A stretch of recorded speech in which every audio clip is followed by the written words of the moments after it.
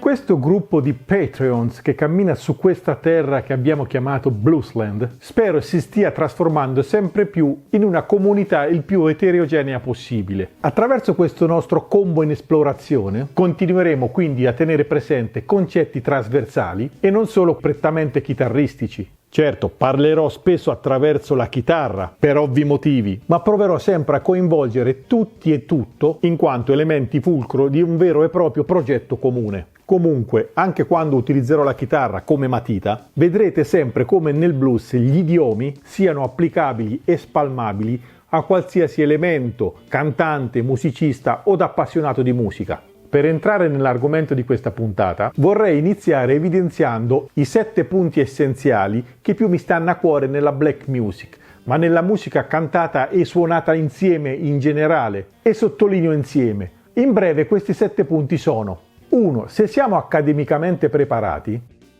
non rompiamo le balle armonizzando tutto e per forza. 2. Accompagniamo i cantanti con delle regole filomilitari e di contraltare al cantato senza per forza invadere tutto il tappeto armonico. 3. Ascoltiamo sempre i nostri colleghi di palco, interagendo con loro, evitando di star troppo concentrati sul proprio ego strumentale. 4. Proviamo ad improvvisare per linee melodiche, senza ragionare morbosamente su quale scala applicare. Ricordiamoci sempre che soprattutto in questo genere musicale, l'eros strumentale è direttamente proporzionale alla fisiologicità del proprio corpo. 5. Suoniamo sempre in funzione della nostra formazione strumentale, quella che sta interagendo con noi. Se suoniamo in organ trio, per esempio, gli accordi in accompagnamento vanno ridotti al minimo per lasciare all'organista il lavoro, evitando così di fare a capocciate con i rivolti reciproci. 6. Non dobbiamo mai aver paura dei nostri difetti. Spesso i nostri difetti, anche morfologici, possono diventare addirittura delle peculiarità uniche. Questa sarà comunque in seguito materia di una puntata specifica. 7. Ascoltare ed immagazzinare sempre e tutto, spiando pure il nemico. Una priorità per il mio percorso,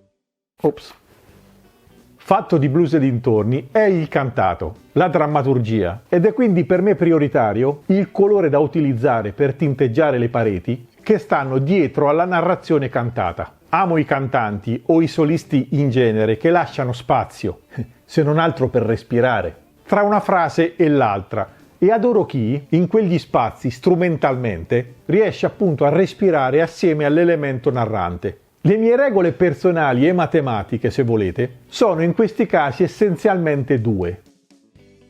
Non è necessario per forza aggiungere un qualcosa durante questo respiro. Se sì, rispondiamo con un numero di note che siano possibilmente meno della metà di quelle cantate dal cantante o dal solista. Se c'è un cantante, una cantante, è importante cosa stanno cantando loro e meno la nostra risposta, anche perché non ci stanno domandando niente, quindi cazzo rispondiamo.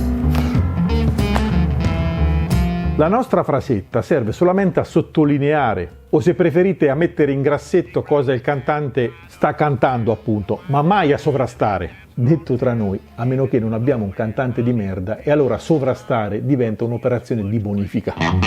Detto ciò, la musica è un concetto semplice ed anche quando diventa un concetto complicato, rimane pur sempre un agglomerato di cose semplici messe insieme. È altresì complicato rendere armonica la complessità della sua semplicità. E non sto facendo una supercazzola, D'altro canto il blues è sì uno degli ingredienti principali, se non il principale, che stanno all'origine della musica moderna e fa della semplicità esecutiva una regola comunicativa, ma come tutte le cose semplici è densa di insidie. La prima insidia è il classico atteggiamento che si arroga il diritto tecnico di pensare il blues è facile da suonare.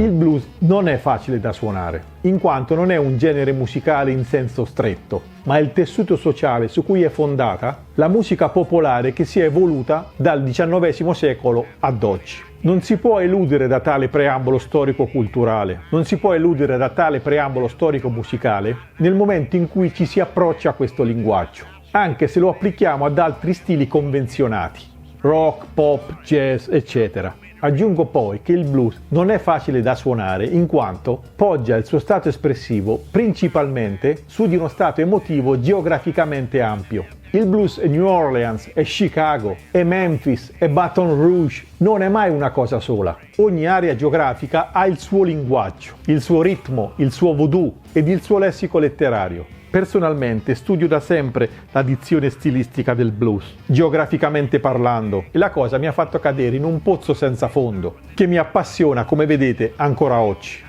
Se a questo infinito oceano stilistico aggiungiamo le peculiarità fisiologiche e di autodidattismo popolare che si sono tramandate semi-oralmente, capite come alla semplice retorica del pensare le 12 battute si aggiunga un microcosmo immenso, ingegneristicamente complicato, ma architettonicamente semplice, se così possiamo dire. La mia opinione è che se umilmente non lasciamo entrare questo concetto, tenderemo sempre ad avere un approccio snob. Ora, non per insultare o denigrare musicisti che tecnicamente per me sono alieni, o di esaltare alcuni meno mainstream a dispetto di altri più famosi, ma stilisticamente, credo, spero, posso permettermi di avere un'opinione che dico qui, confrontandomi in famiglia. È difficile capire a fondo come suonare blues con la giusta pronuncia stilistica, ma è facile sentire come non suonarlo, anche se applicato ad un altro genere, fosse pure il heavy metal.